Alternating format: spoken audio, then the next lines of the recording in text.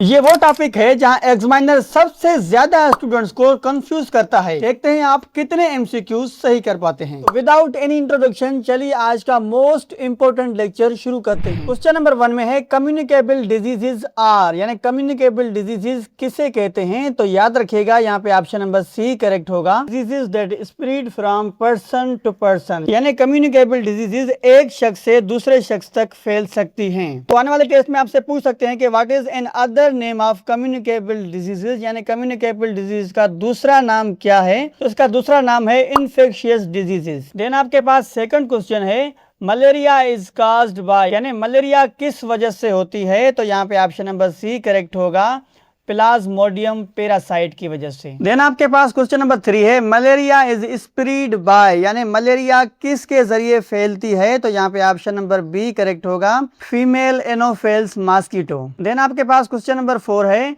Dinghy is spread by, यानी dinghy कैसे फैलता है। तो यहाँ पे ऑप्शन नंबर बी करेक्ट होगा, एडिस मॉस्किटो की वजह से फैलता है। और आने वाले टेस्ट में आपसे पूछ सकते हैं कि एडिस मॉस्किटो आमतौर पर किस वक्त काटते हैं। तो ये डे टाइम काटते हैं, ये भी आपने याद रखना है। अब आपके पास चैलेंजिंग क्वेश्चन है, क्या आप तैयार हैं चैलेंज को कंप्लीट करने के लिए। तो चैलेंजिंग क्वेश्चन में आपसे पूछा गया है ट्यूबरक्लोसिस यानी टीबी इज काज्ड बाय, यानी टीबी किस वजह से होती है। तो यहाँ पे आपको 4 ऑप्शंस गिवन हैं, आपने कमेंट में अपना आंसर जरूर बताना है। ऑप्शन नंबर ए में है वायरस की वजह से टीबी होती है, option number B bacteria, option number C parasite and option number D worm. तो कमेंट में आपने अपना आंसर जरूर बताना है। देन हमारे पास क्वेश्चन नंबर 6 है cholera is mainly spread through, cholera अक्सर करके किसके जरिए फैलती है। तो यहाँ पे ऑप्शन नंबर बी करेक्ट होगा, कंटेमिनेटेड वाटर यानी गंदे पानी की वजह से। और आने वाले टेस्ट में आपसे ये भी पूछ सकते हैं कि कॉलरा किस बैक्टीरिया की वजह से होता है। तो ये वाइब्रियो कॉलरा की वजह से होता है। देन हमारे पास क्वेश्चन नंबर 7 है टाइफाइड इज काज्ड बाय, यानी टाइफाइड होने का क्या सबब है। तो यहाँ पे ऑप्शन नंबर ए करेक्ट होगा, सल्मोनेला बैक्टीरिया की वजह से।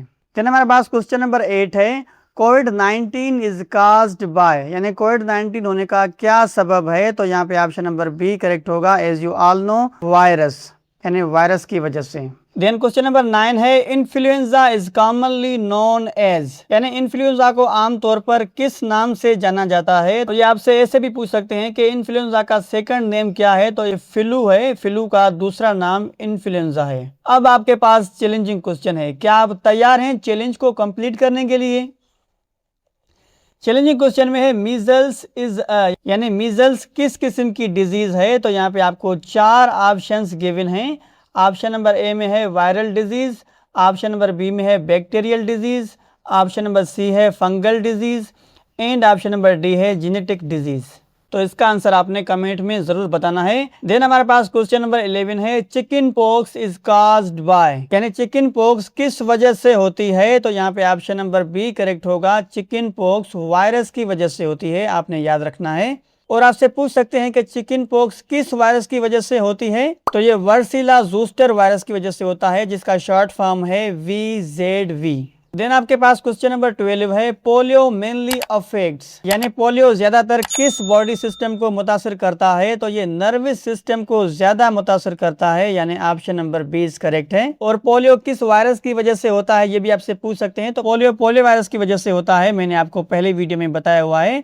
देन हमारे पास क्वेश्चन नंबर 13 है रेबीज इज ट्रांसमिटेड बाय, यानी रेबीज किस जरिए फैलती हैं। तो याद रखिएगा यहाँ पे ऑप्शन नंबर बी करेक्ट होगा, डॉग बाइट की वजह से। और आपसे पूछ सकते हैं कि rabies mainly affects which organ, यानी रेबीज ज्यादातर किस ऑर्गन को मुतासर करती है। तो ये ब्रेन को मुतासर करती है।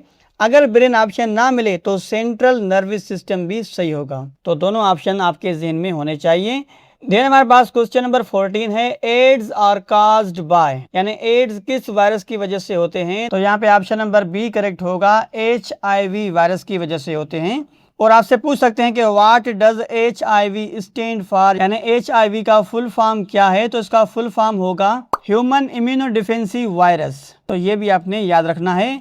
अब आपके पास चैलेंजिंग क्वेश्चन है, क्या आप तैयार हैं चैलेंज को कंप्लीट करने के लिए।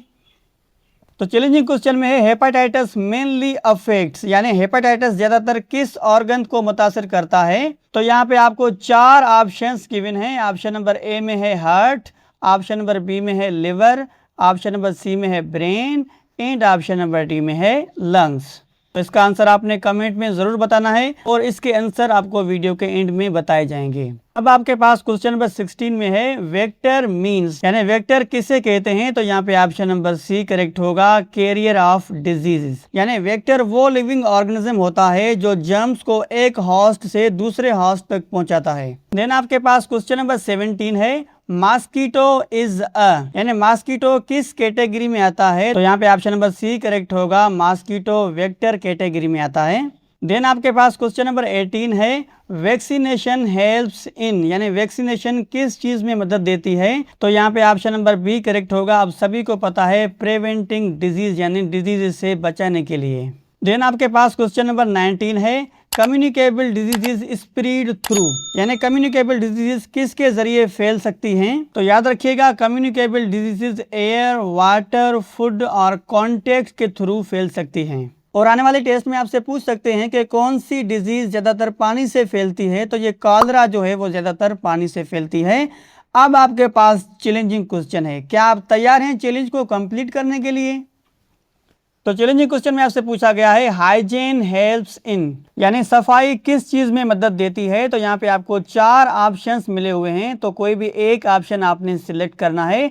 ऑप्शन नंबर ए है increasing disease, option number B है preventing disease, option number C है spreading infection and option number D है वीकनिंग बॉडी। तो कमेंट में आपने अपना आंसर जरूर बताना है।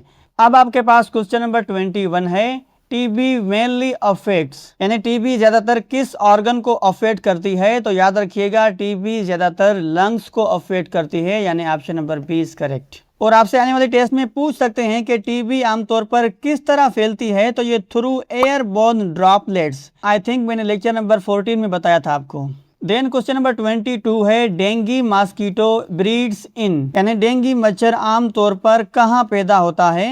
तो यहाँ पे ऑप्शन नंबर बी करेक्ट होगा, स्टेगनेंट वाटर, यानी गिदले पानी में। देन क्वेश्चन नंबर 23 है the best prevention of communicable diseases is, यानी कम्युनिकेबल डिजीज से बचने के लिए बेहतरीन तरीका क्या है? तो यहाँ पे ऑप्शन नंबर बी करेक्ट होगा, हाइजीन एंड वैक्सीनेशन। देन आपके पास क्वेश्चन नंबर 24 है diseases spread by air are called, यानी वो बीमारियां जो हवा से फैलती हैं उन्हें क्या कहते हैं? तो यहाँ पे ऑप्शन नंबर बी करेक्ट होगा, as you all know airborne कहते हैं उन्हें। अब आपके पास चैलेंजिंग क्वेश्चन है, क्या आप तैयार हैं चैलेंज को कंप्लीट करने के लिए?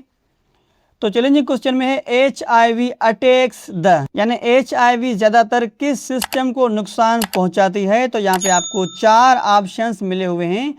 ऑप्शन नंबर ए में है बोन्स, ऑप्शन नंबर बी में है immune system, option number C में है heart and option number D में है लंग्स। तो मैं आपके लिए 5 सेकंड वेट करता हूं, आपने कमेंट में इसका आंसर जरूर बताना है। तो इसका करेक्ट ऑप्शन होगा option number B, immune system. अब चैलेंजिंग क्वेश्चन को देखते हैं ताकि पता चले कि आपने कितना स्कोर किया। तो क्वेश्चन नंबर 5 में आपसे पूछा गया था टीबी इज काज्ड बाय, यानी टीबी किस वजह से होती है? तो इसका करेक्ट ऑप्शन था ऑप्शन नंबर बी, बैक्टीरिया की वजह से। क्वेश्चन नंबर 10 में आपसे पूछा गया था कि मीजल्स इज, यानी मीजल्स क्या है? तो ये वायरल डिजीज है। क्वेश्चन नंबर 15 में आपसे पूछा गया था हेपेटाइटिस मेनली अफेक्ट, यानी हेपेटाइटिस ज्यादातर किस ऑर्गन को मुतासर करती है? तो ये लिवर को मुतासर करती है, ये भी आपने याद रखना है।